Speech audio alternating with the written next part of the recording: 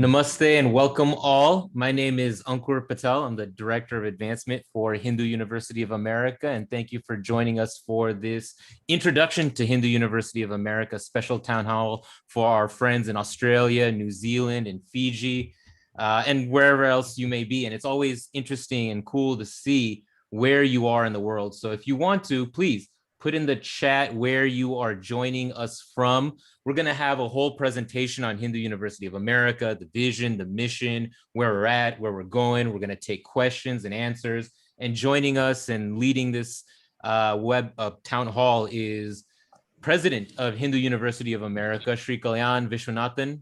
He's currently guiding the growth of Hindu University of America as its president after a 30-year career in information technology. It's been my pleasure of working closely with Gyanji for the last 2 years, and it has been a mind-opening, powerful, life-transforming journey, and that's what we're doing here at Hindu University of America. We're making, the Sanatan Dharma available and accessible to people around the world who haven't had access to it. This is an important endeavor, an institution that is meant for Hindus across the world, a platform that we welcome you to be a part of and join with us.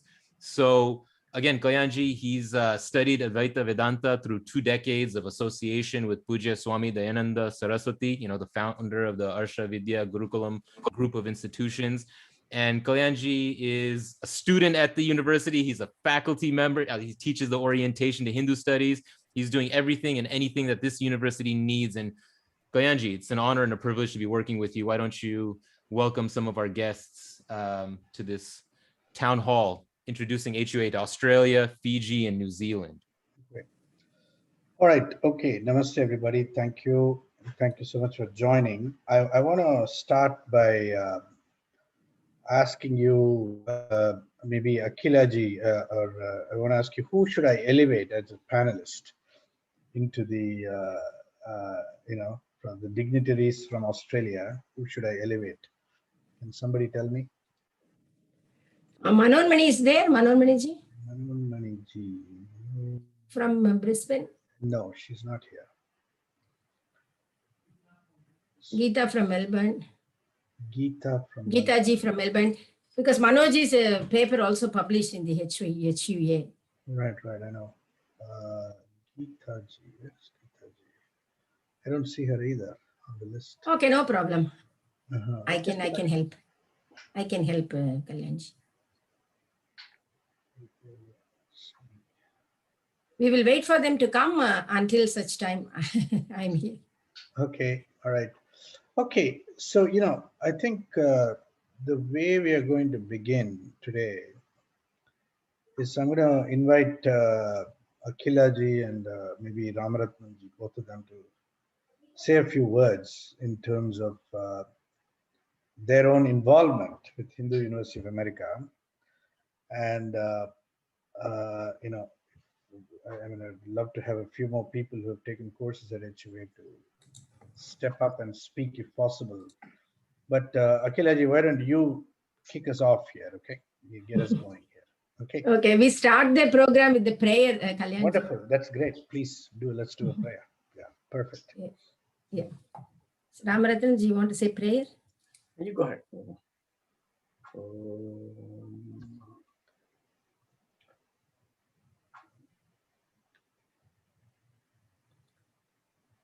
Shuklam Bharadaram Vishnum Shashivarnam Chaturbhujam Prasanavadanam Dhyayet Sarva Vignopashantaye Gurur Brahma Gurur Vishnuhu Gurur Devo Maheshwaraha Guru Sakshat Param Brahma Tasmai Shri Gurave Namaha.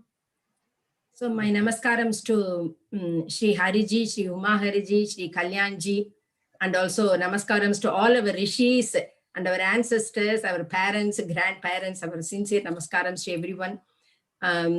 So we know Kalyanji for a very long time, and also I met Kalyanji in the Chicago 2018 Chicago conference, and Kalyanji presented a very good paper presentation during the education session with Swamiji Pramanandaji from Ashavidya Ashramam.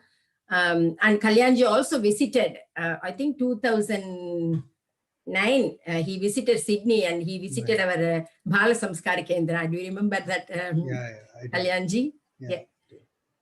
And then since that time, after 2018, actually, Visva Hindu Parishad and Geeta Devi ji from Melbourne and Manon Maniji from Queensland, we all would like to work with Hindu American University to, enhance our knowledge, not only our knowledge, especially our generation next.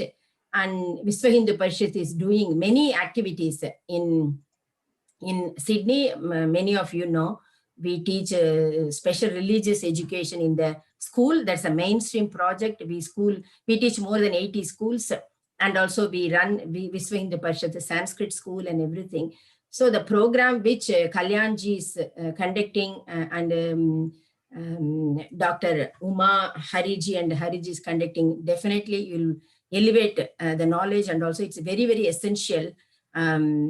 We should have this professional academic knowledge. So I also did 2 courses already. Many of us did 2 courses already. And our Manon Mani, Queensland president, a paper also published in the HUA website. So I welcome Kalyanji on behalf of Australia, New Zealand and Fiji. I welcome Kalyanji. Swagatam to Kalyanji and Dr. Hariji and Uma Hariji. Swagatam. Wonderful. All right, terrific. I just found Manomaniji, so I elevated her into the panelist. Namaskaram, Umaji and Hariji. Yeah, namaste everybody. All right, so what are we going to do today? Okay, I'm going to start off with a very brief introduction to Hindu University of America. And then we'll talk about the 2 courses that we are making available for the Australia, New Zealand geography. And obviously, the synchronizing time zones is a great challenge, but we're certainly trying to do that, at least for 1 or 2 courses going forward, at least this summer, what we call a summer quarter, which will be winter in Australia. So we have to be mindful of the time difference here. So by way of introductions, I'm, as Ankur said, I am the current president of Hindu University of America. HUA was founded in the year 1983. It was actually inspired by a Swami from the Vishwa Hindu Parishad of America at the time, on Swami Tilak. And it was registered in the state of Florida, authorized by the state of Florida. And it has had a continuous existence for the last 25 plus years. However, it went through lots of ups and downs. And right now, it is going through a period of revitalization and rejuvenation. Okay. So a lot of people are involved, and we are very, very serious about this. We will end up getting this university fully accredited by an accrediting agency in North America. And, we hope that it will become every bit respectable and a prestigious university as any of the big universities in North America in course of time. Okay, so with that very brief preamble, let me pull up some charts. I will show you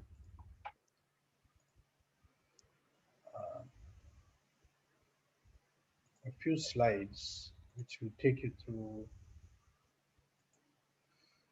a basic introduction of Hindu University.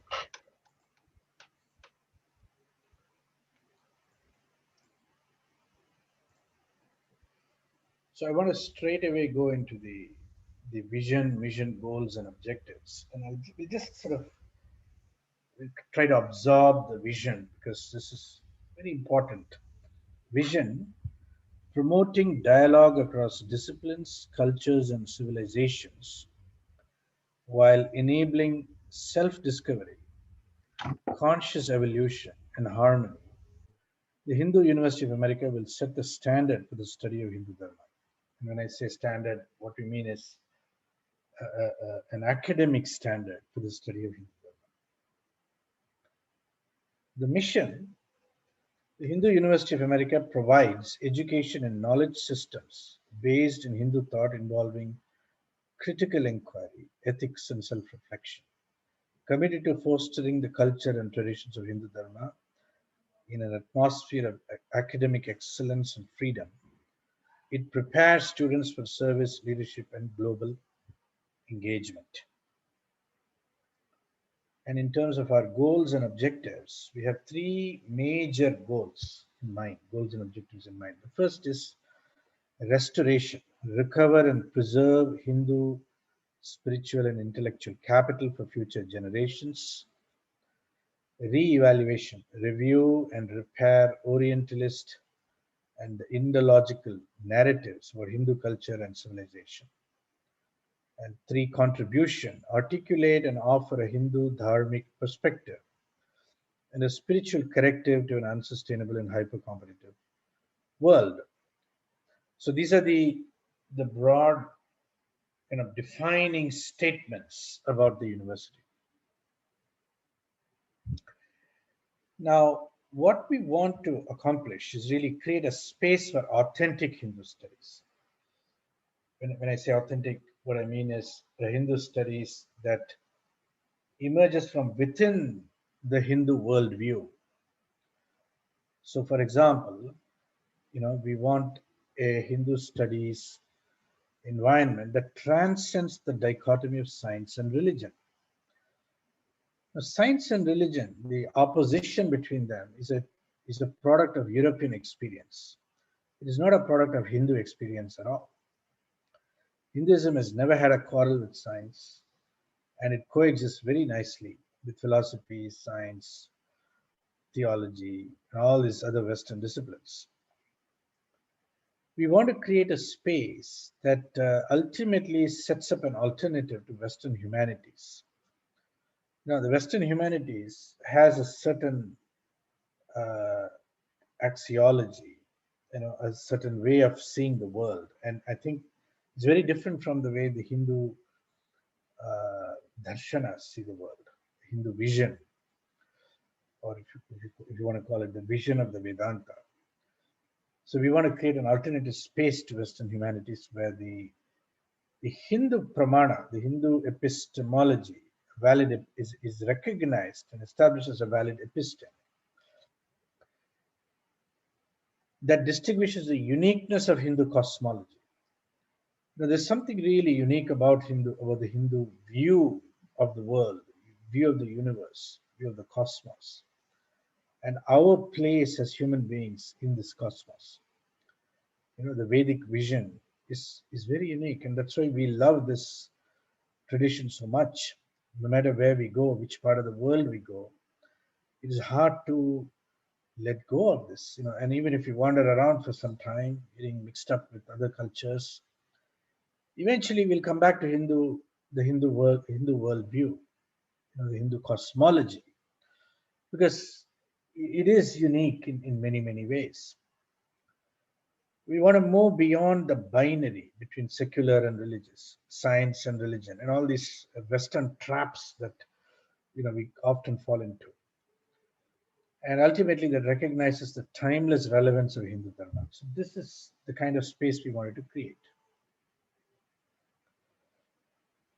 I just want to gently say, if you want to put up a question, put it in the Q&A box, okay? We'll take up questions from the Q&A box. Now, the study of religion is a prestigious discipline in the West. For example, in United States, Harvard University, everybody must have heard of it. It was set up in 1636 as a Congregationalist institution that trained Christian ministers for many, many years. The Harvard Divinity School was set up in 1816. Harvard University came much later. So even today, if you go to Harvard, the campus at Harvard University, you'll find the Divinity School is pretty much coexisting with the Harvard Business School, the Harvard Law School, the Harvard Medical School, and so on. And there is no embarrassment about it, because it is divinity. The study of divinity is a prestigious matter in the West. Yale is no different. The Yale Divinity School came into existence in 1822. Princeton Theological Seminary was set up in 1812 under the auspices of the Presbyterian Church. So, in other words, right, within the Christian world, wherever they went, the study of Christian theology, the Christian divinity, has never been lost. It has continued to coexist. In fact, if for many of you, you might recognize the name Loyola College from Chennai. Loyola College is a Jesuit institution. It was set up by the Jesuit community. Just like the Loyola Marymount College in Los Angeles was set up by the same Jesuit community. So in other words, the study of religion, study of divinity, study of theology has a very, very prestigious space in the Western academia. However, in India, we kind of lost the space. For whatever reason, however we assimilated ideas of secularism, religion, science, technology, etc., the Indian assimilation of these Western ideas excluded space for the study of religion. In particular, it excluded Hinduism almost entirely from the university environments. Later on, even the Constitution of India, it literally prohibits the study of religion. In one clause, then a few clauses later, it admits the study of religions as long as they are minority religions. It's a very strange document in India. So essentially, it discards the study of Hinduism from universities and colleges in India. So there's a consequence. Most of us who were born and raised in India or who've experienced India in some regards, we don't have a very good understanding of the idea of the study of religion, because there's no good examples for it in contemporary times. Now, of course, we have our ancient mathas and pitas and our ashrams and gurus and acharyas and so on, and yogis. You had Shantiniketan in Bengal, we had Sabarmati Ashram in Gujarat, we had our Aurobindo Ashram in Pondicherry, we had our Ramakrishna mission in Belur, we had our Chinmaya mission coming up in Mumbai and Arshavidya Gurukulam in recent times, and on and on. You can go to Jaggi Vasudev, has started his own Isha Yoga, and there are many organizations, but they're all outside the mainstream universities. So the question for us is, how do we create a legitimate space for the study of Hindu Dharma within the mainstream universities? And that's the question we've been engaged with for several years now. Now, unfortunately, if you look at the way religion is studied in the West, and in particular the way it is studied, the way Hinduism is studied, it brings to bear several disciplines such as philosophy, theology, history, religion, geopolitics, anthropology, sociology, psychology, philology, and so on.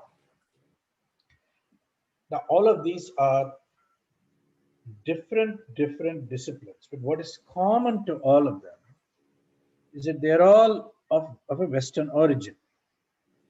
And all these approaches and methods continue in some ways to primitivize and devalue Hinduism and render Hinduism as somehow obsolete, as something that belongs to the past, not to humanity's present, and certainly not to humanity's future. Okay, using a Darwinian framework of evolution, and Auguste Comte's framework of the evolution of human societies, and so on, Hinduism is consigned to humanity's ancient past. Okay, and what that does is it renders it irrelevant in the current time, in the present, or in the future. So this, we see, is a problem peculiar to the Western method, Western approach, their angle of approach. We want to move past that. So our academic architecture consists of 4 divisions: continuing education, undergraduate, graduate, and advanced studies. We have launched several programs. We have more than a dozen programs of study now. We have 7 areas of study, and we'll continue to keep adding to this. I want to take a brief look at the areas of study. So we have 2 segments, 2 broad divisions, if you will, 2 broad categories. One, we go very deep into Hindu thought, what we call a deep immersion into Hindu thought. And here there's an area called Hindu Studies Foundations. We look at some of the critically important texts of Hinduism, Bhagavad Gita, a little bit of the Mahabharata, a little bit of the Ramayana, Yoga Sutras, a little bit of the Dharma Shastras, and so on. Sanskrit is an area where we go very deep into, learning an adequate level of proficiency in Sanskrit. Of course, in keeping with all the very best methods of learning in Sanskrit. Texts and traditions is a space of tremendous possibility. In fact, the highlight of that area now is a certificate program in Mahabharata studies, which is a 6-quarter sequence that covers the entire Mahabharata as written by Vyasa. Yoga studies, obviously, we don't even need to say much about it. Yoga is so popular. We look at it from the physiology of yoga, the psychology of yoga, yoga as a process of transformation, and of course, an academic understanding of yoga and its connections with many other disciplines. On the other hand, we have a very unique set of areas of studies which allows us to engage deeply with Western thought. And these are the post-colonial Hindu studies, where we look at the condition, the post-colonial Hindu condition, very, very carefully. And we look at what of that condition can we consider as products of colonization, the aftermath of colonization. And what of that condition is originally Hindu. And we need to separate out these two. History and method is an area of study that looks very deeply at European thought, Renaissance, European Enlightenment, the Age of Reason, the Reformation, the Martin Luther's time, Catholicism, Protestantism. We look at all of that very carefully. So we want to understand the history of intellectual activity in this world, as we know it, and how it cascaded into India. The last area is conflict and peace. Here we look at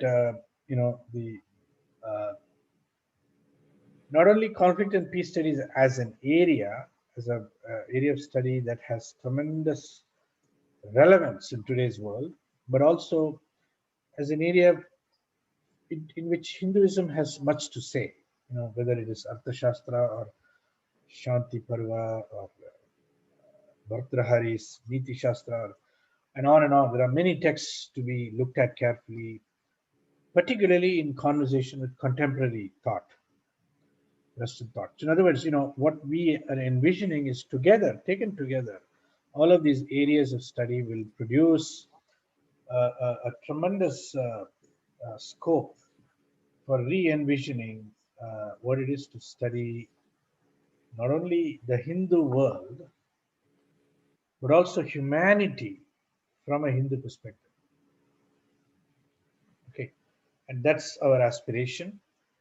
Now, the good thing is we've had steady growth in the last several quarters. In the last quarter, we had 550 individual student registrations into our courses.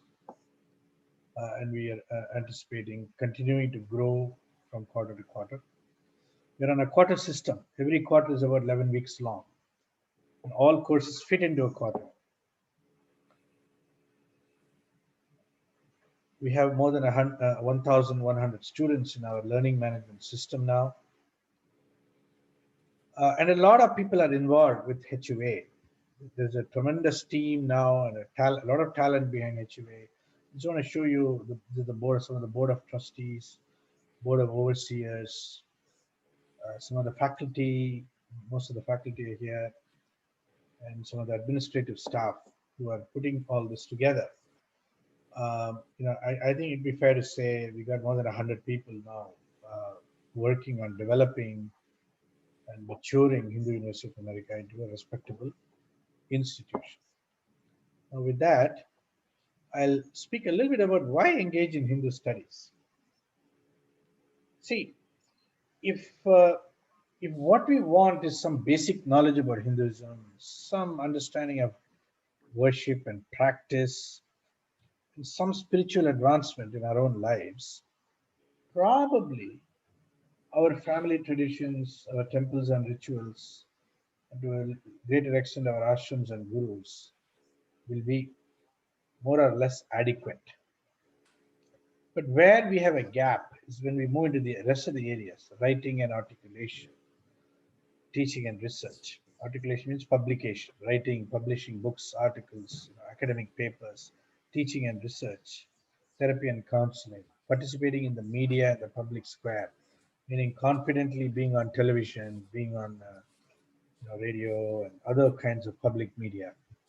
Advocacy and policy, working with the governments, working with policymakers, legislators, engaging in debates and dialogue, interreligious dialogue, interfaith dialogues, intercultural dialogues. There are lots of spaces today available for conversation and dialogue in this globalizing world. And transformation of oneself, transformation of one's families and communities, transformation of our environments, representation, to be able to speak about Hindu Dharma confidently and without and with great clarity, defense and contestation, dealing with situations where Hinduism is being abused, misrepresented, caricatured, or otherwise demonized, which is going on more and more in recent times. Conflict resolution, and ultimately taking ownership of our narrative. All of these areas, it would be inadequate to rely on family traditions, temples and rituals, and even ashrams and gurus.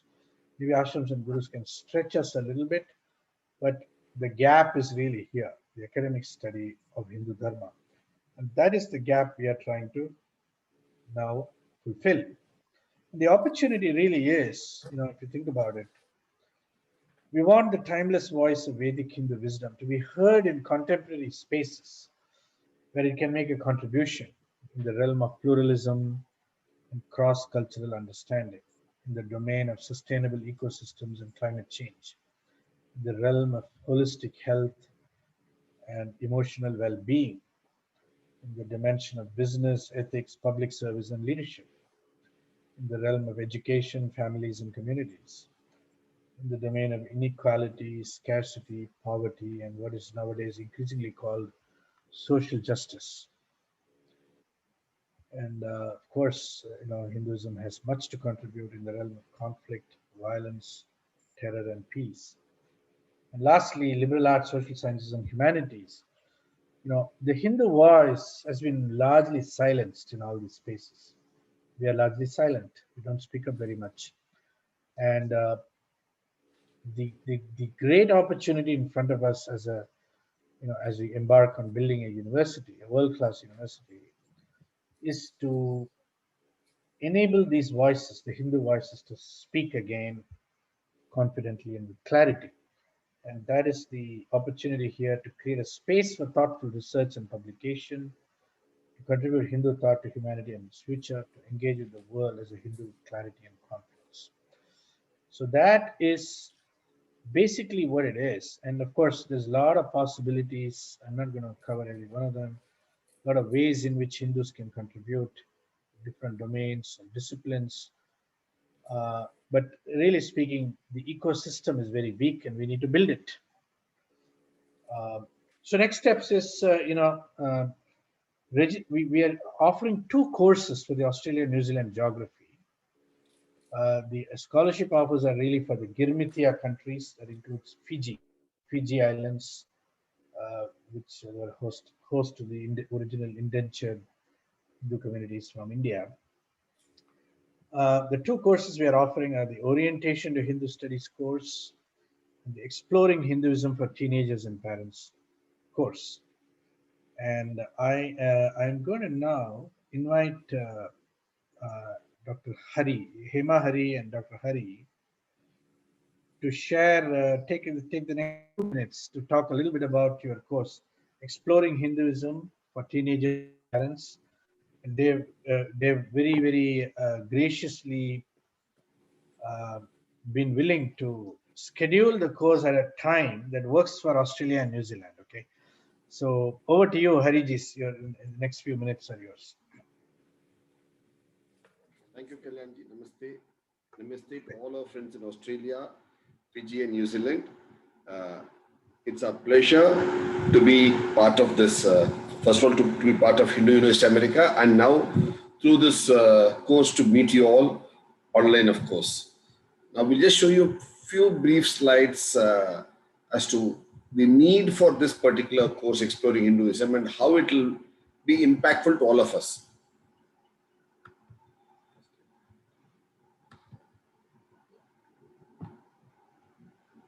We'll just share the screen, if you don't mind.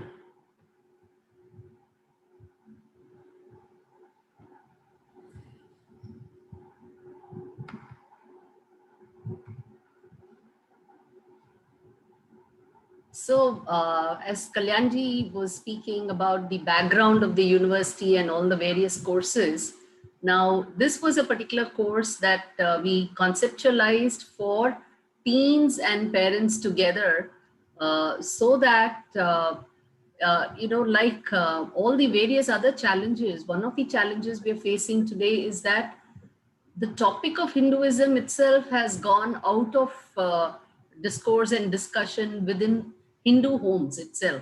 It becomes a point of argument, but beyond that, there is no healthy discussion and there is no common point. So to bring parents and youngsters into a common point on a common page, that's where we said, let's have this as a course where both of them can attend. And one thing we find is, today's youngsters, Hindu youngsters, you put them in a multicultural group because of all the challenges that Kalyanji has spoken about. They find that they have so many problems. Their confidence flies away. They automatically get into an inferiority complex. They are attracted by other cultures. They're pulled in different directions. All these kind of conflicting feelings come into them when they are put into a multicultural group. Amongst Hindus, yes, they're very comfortable, but when they move out, they have a whole lot of baggage on them. And that's a baggage that's coming out of at least the last couple of centuries of the way Hinduism has been portrayed, and Hinduism has been treated both within India and outside India. And all of this is fundamentally, like we said, it's the peer pressure. There are so many myths, that create a veil around our perception of Hinduism. Our history has been distorted. And more than anything, there is a lack of grounding in roots. Not just, we don't blame the current generation. It is us as well, our previous generations as well. So the generations for the last 200 years who were uprooted from their culture and unfortunately have not been given a sufficient time and a chance to get back their grounding again. So that is being passed on across generations, and that is what universities like HUA are trying to address. And so what we need to do is gain more ground by making sure that more people know about it, and we are aware of what our strengths are. We are aware of what is a culture that binds us, which is all going to go towards strengthening our roots. And fundamentally, we have to develop knowledge enough to be able to discern the destabilizing forces. So you should be able to know the truth, so that when somebody tells you something, then you're able to discern, and you don't get you don't get moved away from your point of view. Carried away. Yeah, you don't get carried away. And then Also, you regain resourcefulness to think laterally, because this has been fundamentally the strength of our civilization. We have been very, very resourceful. We have had resources, and we have been judicious enough to manage them with wisdom and prudence. So once you do this, you start seeing the bigger picture of what our civilization has been and how we have actually shaped the world to what it is today. So if today the rest of the cultures are confident, they are wealthy, and they are centers of power, it is all because of many of the contributions that this civilization has made. And that is our strength. And if we can see those innate strengths within us, then we will be able to grow back to become that strong once again. So fundamentally, actually, the study of Hindu civilization is a stepping stone to sustained success, because it's going to help you recognize your own soft skills and also become relevant for future, because sustainability has been one of the hallmarks of the civilization. It has sustained itself for so long. And if you are looking at sustainability for future, then you have to apply the thoughts that come from this civilization.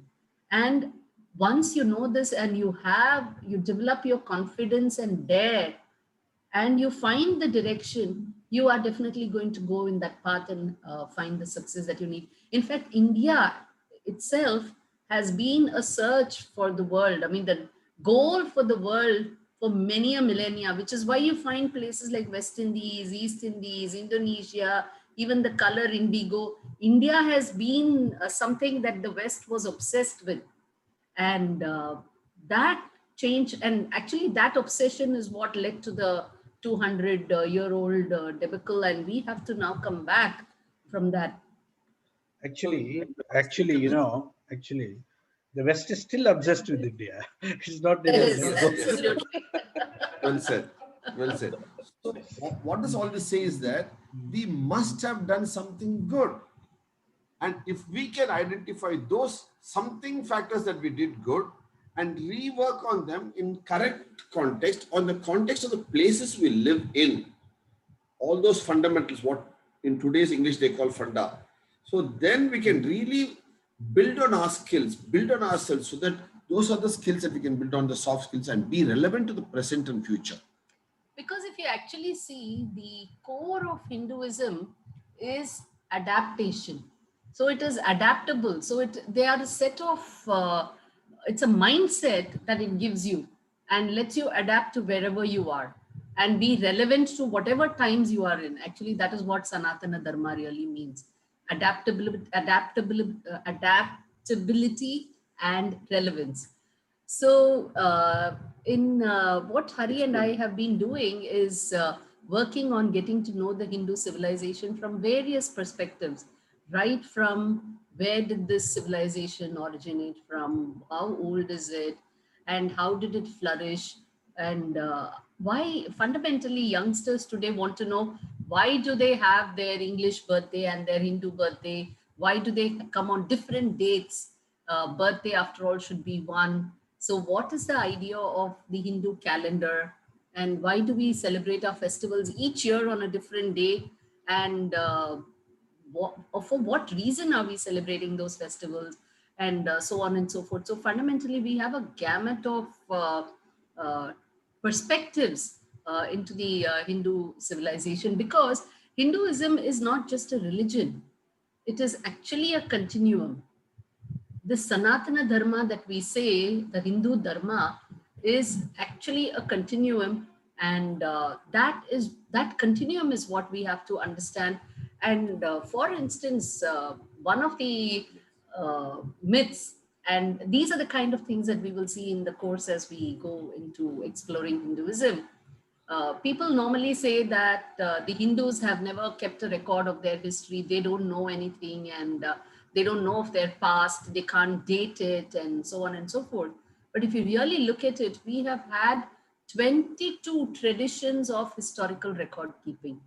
The Itihasa and Purana are just two of them that we are more familiar with. But there are so many other ways in which history is being kept by the civilization. so that posterity can know about the past and the values of the past. In fact, our historiography, the need and the way we have managed historiography itself is very different from the way West has been doing it. And these are the things that we will see. This particular exploring Hinduism, where we get into the introduction of Hinduism, where we will see from five different angles. One is the land of the Hindus and the history.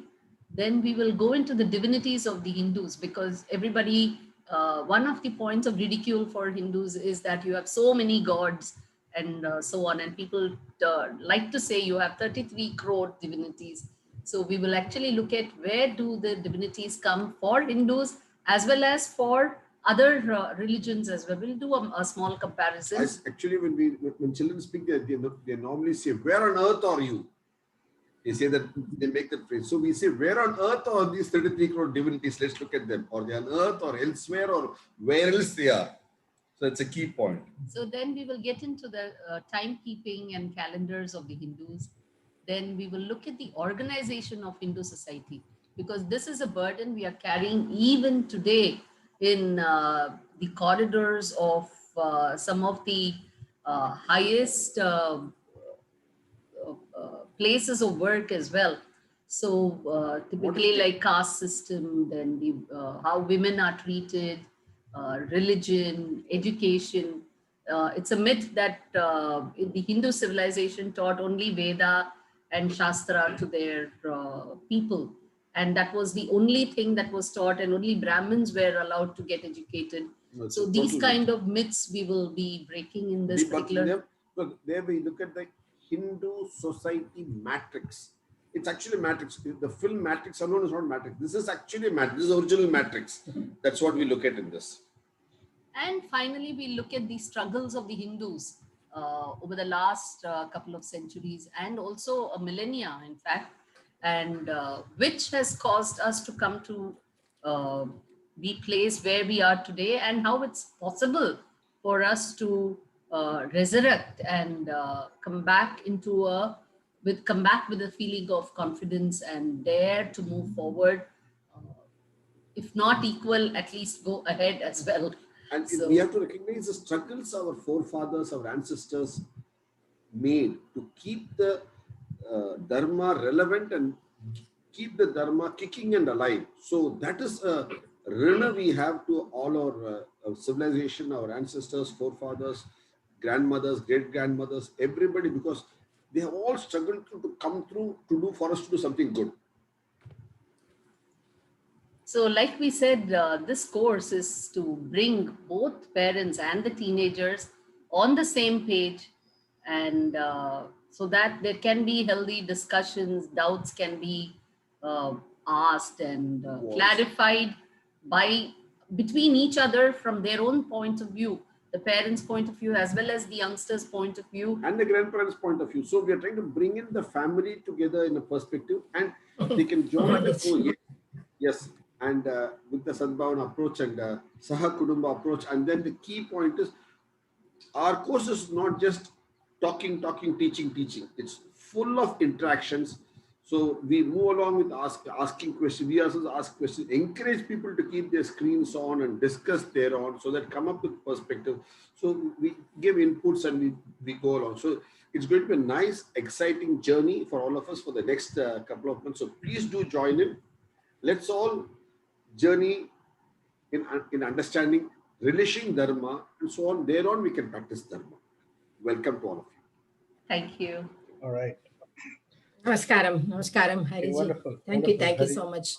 Yeah, Himaji and Hariji, thank you very much. Himaji and Hariji, namaskaram. So that is one course.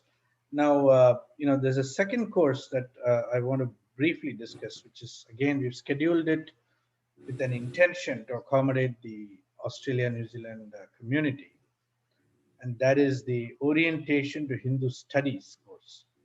And that course is really kind of situated at the graduate level. It's not a entry level. It's much more intense in terms of readings. And in fact, both Manon Maniji and Akila ji have taken, and Ram Ratnamji, they've all taken the course.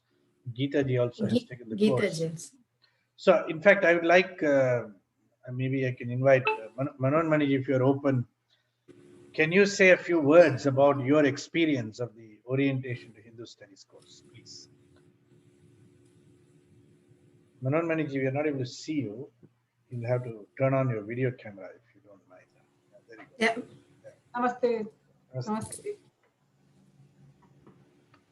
And Manon Maniji is the Visva Hindu Parishad Queen, Dr. Manon Mani.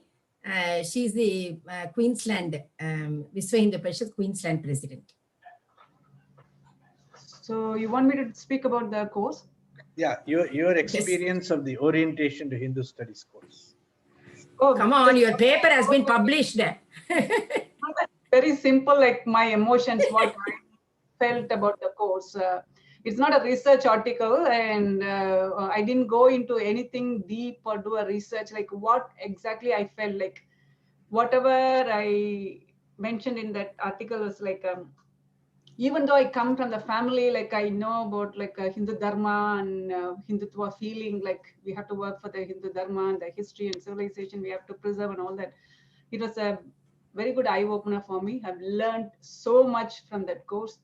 I still think I have to go back and check those materials and read more to understand. And it's just like a basic first step for my it's like a LKG for my big studies to go up to PhD. Yeah, I really enjoyed. I wish I could have done this course long back. If I would have known, like when I did my master's, I would have gone into this direction. Definitely, my family would have encouraged me to go in that direction, definitely. Unfortunately, I didn't know. As much as possible, I can inform everyone about the course, and I really got benefited out of that course. Yeah. And the work which we are doing at the moment for the next generation here, and involving the youth, that was really useful. Wonderful. Very good, Manon Maniji. Very good. Geeta ji, you want to say a few words, please? You have to unmute yourself. Unmute, please. Namaste, everyone. Like Akila ji and rest of our VHP Australia team, I also joined it with a very skeptical mind because Akila ji gave me just 24 hours notice, so I wasn't sure what I was, going for. But even after the first class itself, I felt it's quite in-depth and a lot of thought has gone into the course structure itself. Having worked with VHP for the last 10 years and interacting with so many Hindu community and society personalities worldwide, I thought I pretty much I'm comfortable with the whole thought process of who is a Hindu and what is the Hindu society about. But within the second class itself, I found that even the vocabulary, some of the words that Kalyanji was using, I have to go back and then Google and find out what exactly he meant by that. So then I realized a very ancient poem, and I speak to my mother regularly. She has done her PhD in Vedic studies. So I recited a poem to her and I said, Mom, whatever you told me when I was a child, now I realize basically it means in the company of Pandits, I learned that I'm an illiterate. So I had to start all over again. So whoever is overestimating your abilities, I'm pretty sure, the age and experience doesn't matter. There are so much to learn. And as Manoj mentioned earlier, we were all at LKG, and that's a big realization and a good start to focus on improving ourselves. And thank you very much for that, Hindu University of America and Kalyanji and rest of the team. Fantastic work, and it's a great service to the whole Hindu world, all over, whoever, all over the, in all different countries. Thank you. Yeah. Very good. Thank you so much.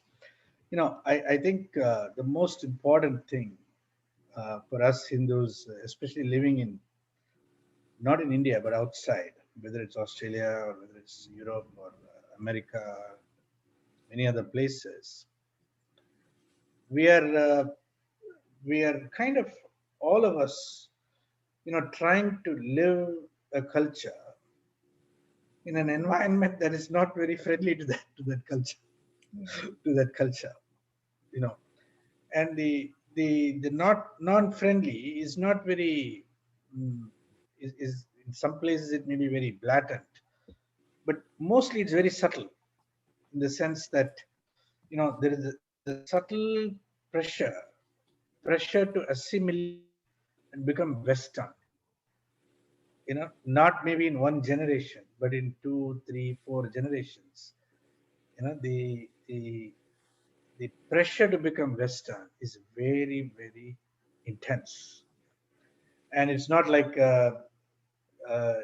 living in India, where one is surrounded by many things Hindu. Now you have to contend with vocabularies that are alien to our culture. And that's why when I speak about hermeneutics, and epistemology, and ontology, and axiology, and paradigms, and so on, we are learning the language of the academia, learning slowly to speak in that language. And I think, for those of us who are intellectually oriented and who will not shy away from some amount of academic engagement, the orientation to Hindu studies would be a great course for those people. Invite all of you, if you're a parent with a teenager or more than one teenager, please definitely take the course that the Haris are offering. And if you want to hang out in the graduate level space in the orientation course, I welcome you. Please kindly register and join the course. This course is being scheduled to make it available for you. It's a Friday night in United States of America, so it'll be Saturday afternoon in Australia, and it should be very accessible to most of you. So with that, I'm going to conclude the formal part of the presentation, and now we'll take some questions. Okay, so kindly put your questions in the Q&A box. Those of you who wish to ask a question, we'll take a few more minutes. I'm going to answer the first few questions. Many Vedikas, meaning I think it is Vaidikas, are facing issues with their lives, as many of them are unable to find livelihood. How do you think this can be improved so that Vedic studies will have relevance now and in the future? Yeah, so this is, this is a very serious problem. It's our responsibility to restore the Vedic culture. We are doing what we can within the context of the creation of a university, but much needs to be done, to support Vedic Dharma in so many different settings. Obviously, we are not able to do everything that is required, and a lot is required to be done. How can Hinduism be properly taught in schools? Well, I think, obviously we have to begin with the curriculum design. Okay, so once we start with a good curriculum that is contemporary in design, the critical thing is, I will say it this way. We have to enable the young people, youngsters to live in two worlds, two paradigms. One that is in which they are at home in the Western world. They are also at home in the Hindu world, and the anxiety that arises in living across these two worlds must be transformed into an opportunity, into a possibility, so that these kids are not just traversing between two cultures, they're bringing the best of both into play, and they're confidently doing that, which would be a tremendous accomplishment. I think that's the kind of curriculum that would be ultimately successful in schools, contemporary schools. And we also get some materials from the course to teach in schools. I think you may have to take some material, adapt it. I'm sure that can be done. Hariji is answering that question. So Kalyanji, what we Yes. can do, we can Yeah. just promote now the Exploring Hindu Dharma for teen and parents. Many of our parents and everyone has been logged in today. So this course, what Dr. Hemaji and Hariji has explained, it will be for 10 weeks and everything. It's a wonderful course, and all the whole family can get benefit. And then it is because we have been teaching, Hindu dharma, the special religious education in more than 80 schools in Sydney, and also we documented many questions and everything what the children are asking, especially many children who are studying in Catholic schools here. They don't have any exposure to this Hindu dharma, because even the Hindu dharma one we are doing only in Sydney, that is only half an hour we teach. So many children who are doing in a private school, they don't have any exposure, and these children born and brought up here, they will be living only in Australia. That is one thing. The second thing, so for that reason, we went to many Catholic school. We did a lot of presentations and everything. But on top of that, we need to do some constructive courses. Even when we are teaching the high school, many children are asking many questions, everything during the school time. And the parents also, very new migrants, a lot of new migrants in Sydney, and they don't have many time because, once you're new migrant, new country, you need to work full time, all these mortgages, so many things. So for all these reasons, this course is very, very, very important. So I urge all the participants who are logged in today, all our SRE teachers and, even your friends and everything, please participate. 10 weeks. I really, folding my hands and, please give this time every Saturday, every Sunday. Please give this time 1.5 hours to this course. And then, we can see the transformation of our children. Not only the children, you don't need to answer. Our children will answer the questions when other people are asking the questions. Like when the children are asking why so many gods, I asked Dayananda Saraswati Swamiji, who came here. I was also very young at that time. Swamiji said, why do you worry, Akhila? You have 1,000 saris. Are you happy or not? You will be happy. If you have so many bangles, you will be happy or not? Happy. So Hindu has more gods, more temples. We should be happy. You have to answer like this. This is how, I answer to my children, because the questions are asked because we are in multi-faith program. And, so they have one God, one book. You should be very proud. You have a million of gods. So why you are very, very feel ashamed? When you have 10 cars, you are happy. But you have 10 gods, you're not happy. So this is how, Swamiji Dayananda ji taught me. Then I said the same thing to my children. You should be very happy, because 360 days festivals, you are having so many prasadams and everything. That is fine. But going forward, they need a academic knowledge. They need something academic knowledge from Hindu University of America, which we explored. We did so many courses, Manon Maniji, Geeta ji, and also in America, many of our friends, including my brother, my children, they did a course with Hemaji and Hariji. So I urge everyone to please enroll, because there is an opportunity here. And also when we go for any program, people always say, Akhila ji, we don't have any course like this, we don't know anything, how to answer. But once we offer the course, we need to take opportunity, and we need to take, take this knowledge. Once this knowledge, 10 weeks, this knowledge will be in our, brain all the time. So with this, I encourage everyone, please enroll straight away. I will be sending the information, everything, because after this, I have all your email ID. I will be doing that. All over Australia, we are doing this. We are collaborating VHP with the Hindu University of America. I'm very, very thankful, they tailored this for our purpose. Every Saturday and Sunday, they tailored this, mainly doing for our purpose. So once again, I'm just requesting any questions regarding this course, kindly please ask the questions to Dr. Hariji and Hemaji or to Kalyanji.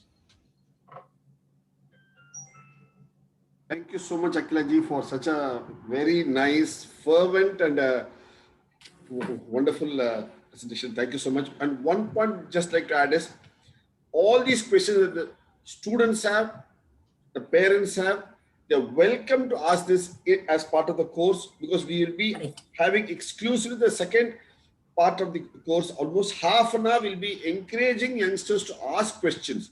So they're welcome to list out each one of them, ask the questions for that day's session first, and after any other question on Hinduism, which you'll be happy to take, we'll discuss all these questions so that we all come up with a wonderful, nice answers to it. So the idea is it's going to be a dialogue rather than a multi-log with a lot of questions and answers, which is our tradition, the Hindu tradition, Upanishad, Veda, Ramayana, Mahabharata, Bhagavad Gita, everything came out of asking questions, including Mahavir to Buddha. All have said, don't accept what I say.